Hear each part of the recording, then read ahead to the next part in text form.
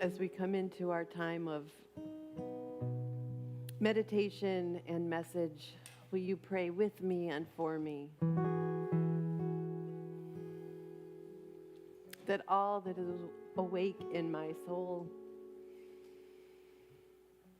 feels the awakening in your souls, and together we awaken to all that Spirit calls us to be as human beings, not human doings,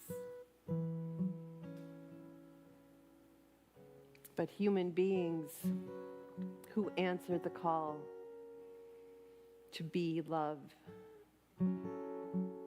in action.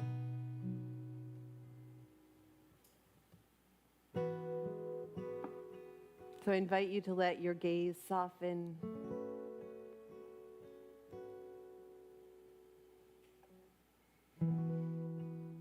Maybe looking here at the flame of the candles, or gently closing your eyes.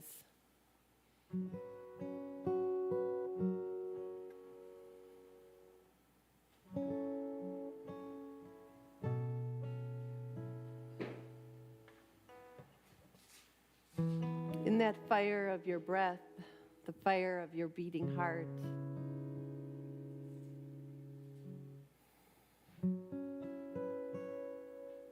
how do you picture fire?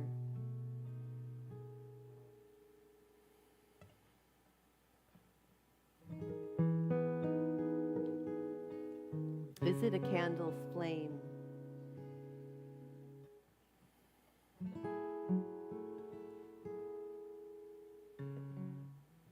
A bonfire of celebration?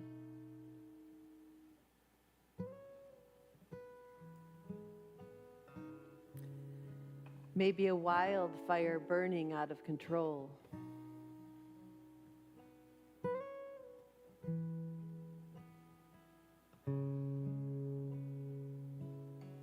Embers glowing,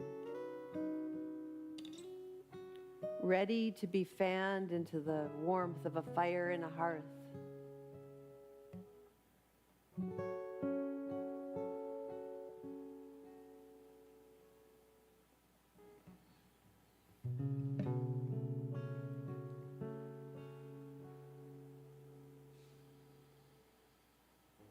Let your holy imagination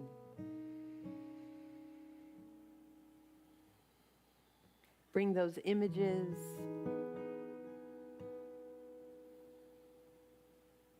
and then let them go.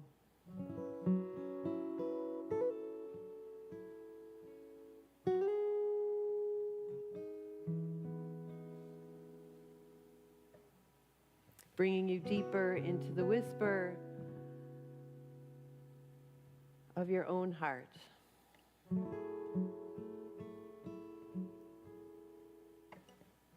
The voice of the holy flame of love.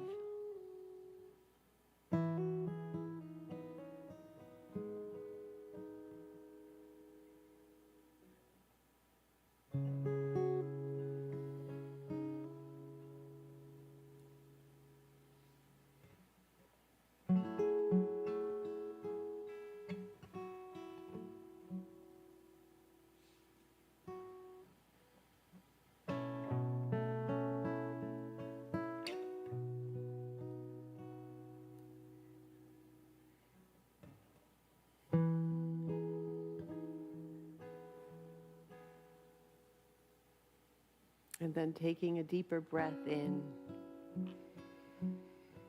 sensing the warmth of your breath as you inhale and exhale. If your eyes were closed, letting them open.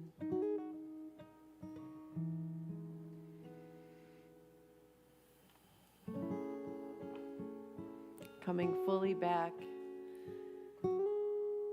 into the fullness of this moment.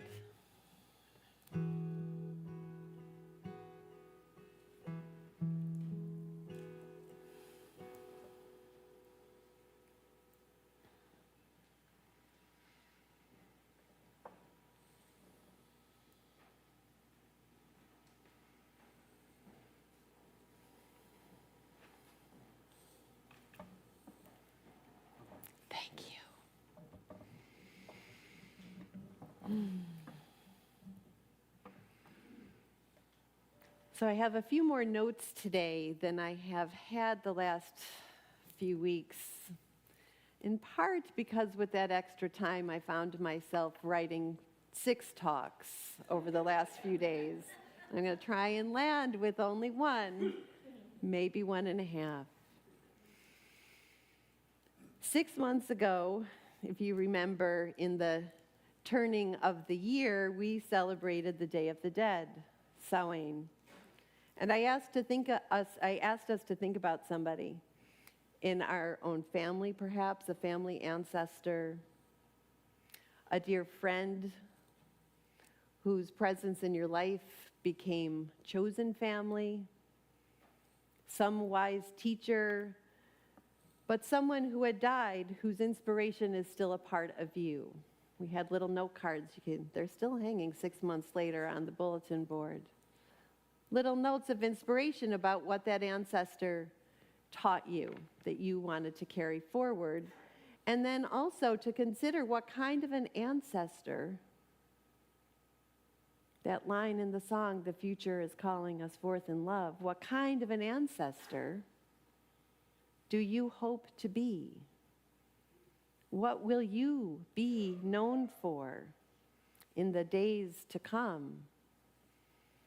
What is that legacy that we hope to leave behind? So, as I said in my welcome, it is the Feast of Brigid, and my ancestors' legacy is held in part by my name.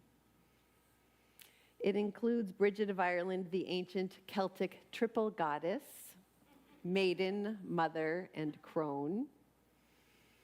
And it includes the 5th century abbess, and according to some stories, bishop, Saint Brigid of Kildare. My legacy includes my mother's grandmother, Brigid Mahoney, whose cells and name and stories I carry, though she died long before I was born. The legacy of naming is carried forward by my fierce and fiery, sweet and funny granddaughter, Keely Brigid. The rituals around today's Imbolc feast mark a deep understanding of nature's rhythms in this great turning of the wheel of the year. Right? Those cycles, the seasons. The earth, at least in Ireland, is softening. Even here under our piles of snow, winter is turning towards spring. The days of light are lengthening. The wheel keeps turning. Those legends in Ireland about Brigid are a mix of the ancient Celtic Druid stories and stories of the life and miracles of Brigid of Kildare. Thought to be born around 450 CE, founder of a monastery, patron saint of brewers, poets, smith workers, unwed mothers, and healing.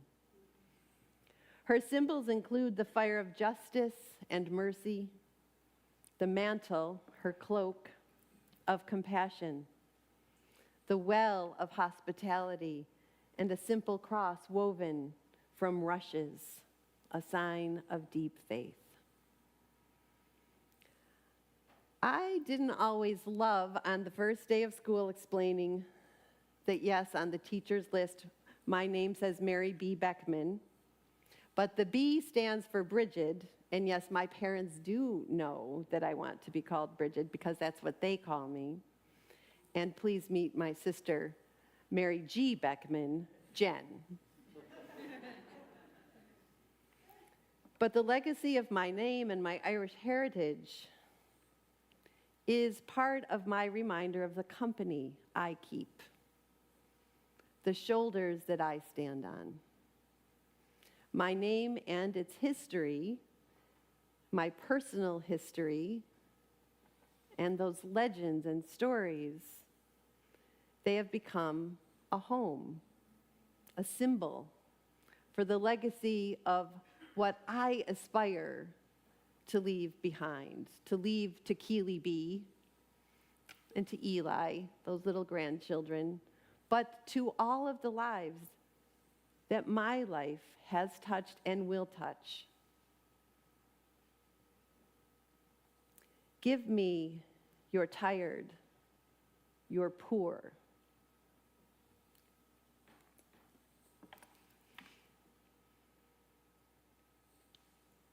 your huddled masses yearning to breathe free, the wretched refuse of your teeming shore. Send these, the homeless, tempest-tossed, to me.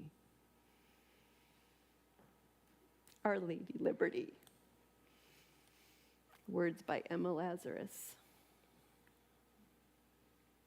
My legacy includes those ancestors who were the huddled masses yearning to be free. And so does yours. Unless your heritage includes the first peoples of this land, those nations and tribes that European explorers, then colonizers, then United States government actions decimated, but that are still alive today. Perhaps your ancestors came with the privilege of wealth. Perhaps they came stolen and in chains, disappeared from their native shores. While our country has not ever fully lived up to its ideals and aspirations, it has also not ever fully forgotten that we, the people, are the tempest-tossed. We shall be known by the company we keep, by the ones who circle round to tend these fires. We shall be known by the ones who sow and reap the seeds of change deep, alive deep within the earth. We had a snow day, you know, sandwiched between Maya talks, inspired by those lyrics. Sandwiched between today's daily word that Dennis so beautifully shared with us and yesterday's, holy, is an essay titled Finding Faith in the Fire, where the author of that essay recounts her long, painful journey through the fires of personal struggle to finding a deeper faith. Here is yesterday's daily word, holy. As a divine expression of life itself, I am holy, made in the image and likeness of God. When I behold the world through the spiritual eyes, I see holiness everywhere. I embrace all life with an open heart, knowing I am one with the totality of existence. I walk in reverence and live my life aware of the sacredness that surrounds me. Recognizing the holiness in others opens my heart to them in compassion. Each of us is an essential part of God, and I treat all others as the precious beings they are. My life is sacred, a living prayer. I live each day breathing deeply, relaxing fully, and meeting each moment with kindness and clarity. I feel deep gratitude to live and love as the holy being I am. And from Exodus, remove the sandals from your feet, for the place on which you are standing is holy ground. And here's that little bit from today that we heard earlier. I envision divine love opening my heart and kindness inspiring my words. The sacred connection I feel in prayer elevates me above the cares and concerns of daily life, making it easier for me to be serene and unperturbed by any irritations I encounter.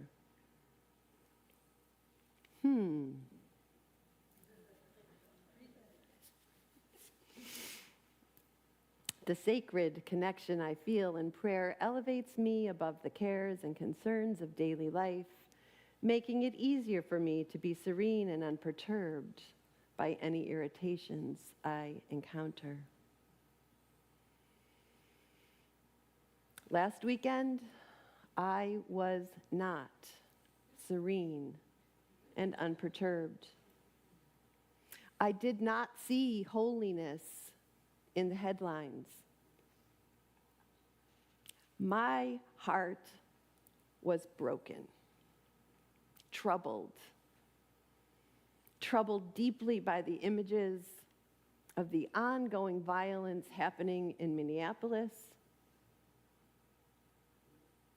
by the deaths and brutal cruelty perpetrated by those claiming to serve and protect here in our country, and by the ever-present fires of suffering all around the world.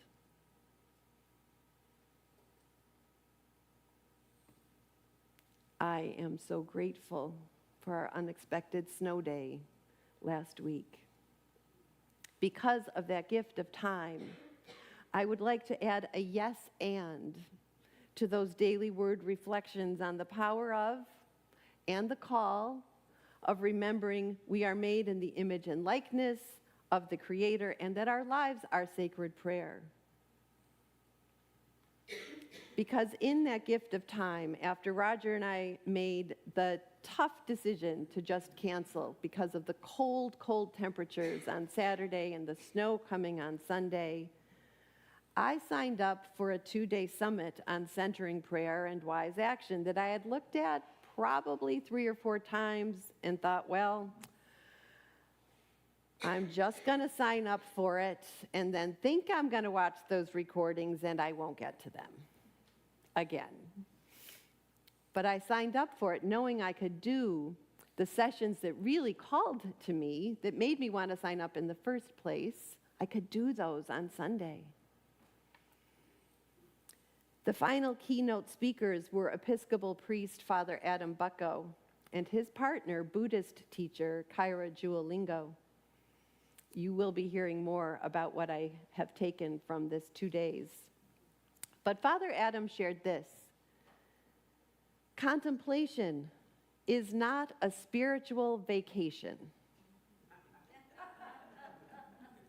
not a way to numb ourselves or escape the world. We do not pray to get away from our lives. We pray in them, in our fear, our grief, our anger, our confusion, and we bring all of it into stillness. To sit in contemplation, he writes, is to open ourselves to the living presence at the heart of everything. A quiet but insistent movement toward wholeness, toward justice, toward communion. This movement is not automatic, although we know it lives in us always. But it's not automatic. It longs to live through us in our human bodies, our human choices, our human courage, but it needs our consent. Hear that. The divine presence that is housed in you and as you needs your consent to show up, to be fully present to the world, to your fears and griefs and suffering and the suffering of the world. We need to say yes in the quiet to that presence. Father Bucko writes, contemplation is where that consent is learned.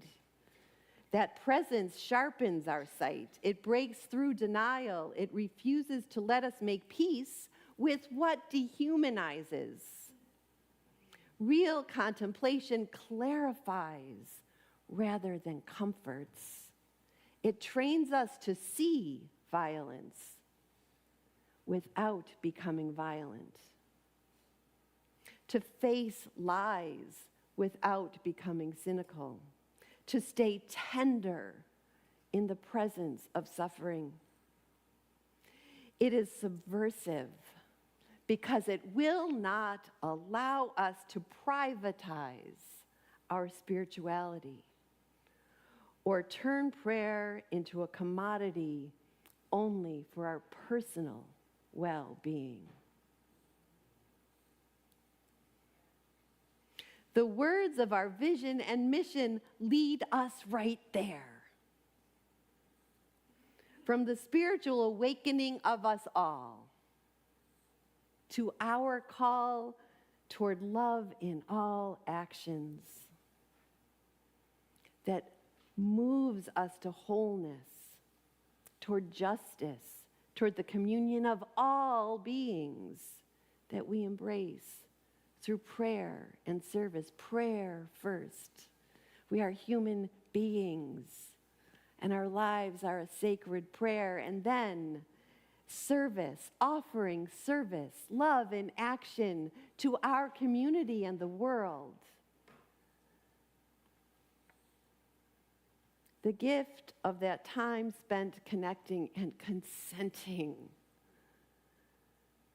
to that presence alive in me brought me back last Sunday to even seeing holiness in the headlines, not comfort, but clarity. Clarity of seeing with my God eyes, my eyes of loving kindness, my eyes that could once again search out to those stories of neighbors staying tender, communities offering care, churches turned into food banks, neighbors driving each other to work, teachers protecting the inner life and the lives of their students, communities offering care because they are present in love with each other. Our community has not been called in the same way that our neighbors and friends and loved ones in Minneapolis, in Minnesota, and other places have been called so far.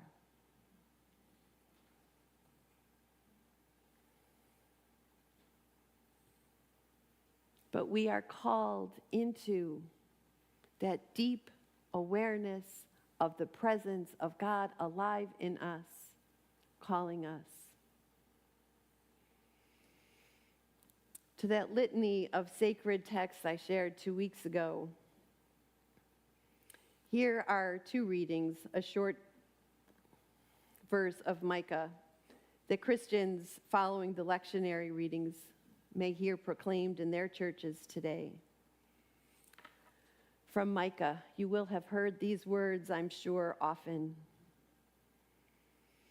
The Holy of Holies has told you, O mortal, O human, what is good, and what does love require of you but to do justice, to love kindness, and to walk humbly with your Creator.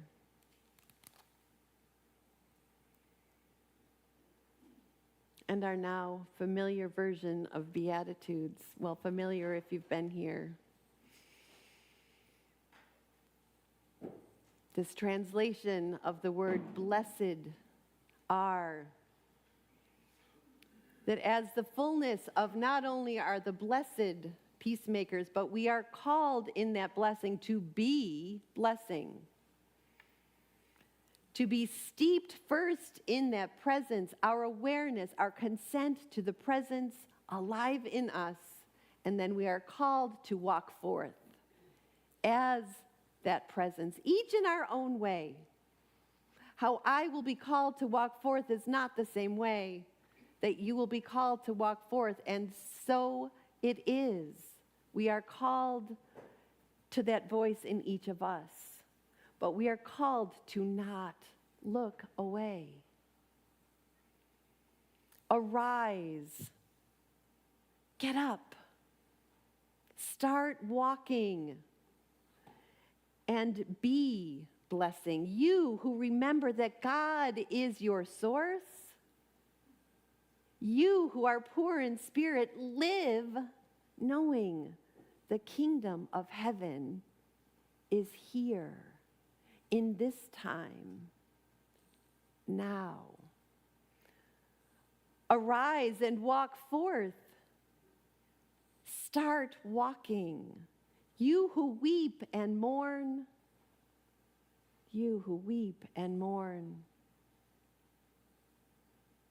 live as the compassion and comfort of that presence.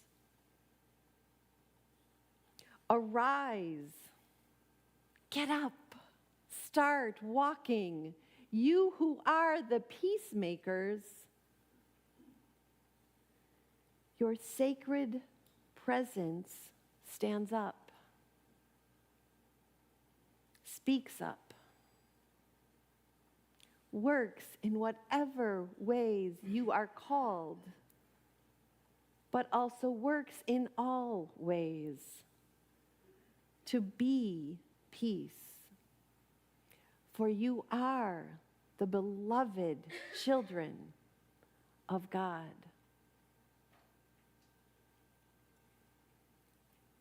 So tend your fires. Remember that your life is a sacred prayer, and spend time warming your life and your heart in the quiet. Consent to the presence that is always alive in you, but needs your yes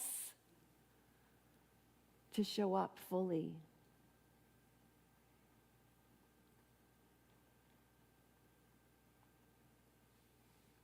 And then, in line at the grocery store, maybe your smile will lead to a few friendly words with a stranger. Maybe you, like me, will try to practice giving a blessing when somebody cuts me off in traffic. Maybe you will bake bread and bring it to a friend's house to share. Maybe you will call someone who has become distant, but whose voice is asking you to reach out. We are called by love in ways that are small and tender, and sometimes in ways that ask us to dig deeper, to tend that fire more carefully than we thought we had the power to do. Brigid of Ireland, rekindle in us the flame of mercy, the flame of justice, the flame of strength and gentleness,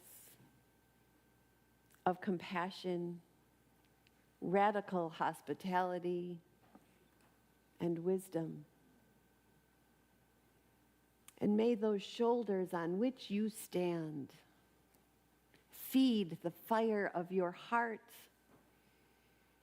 calling you to walk into the future led by love.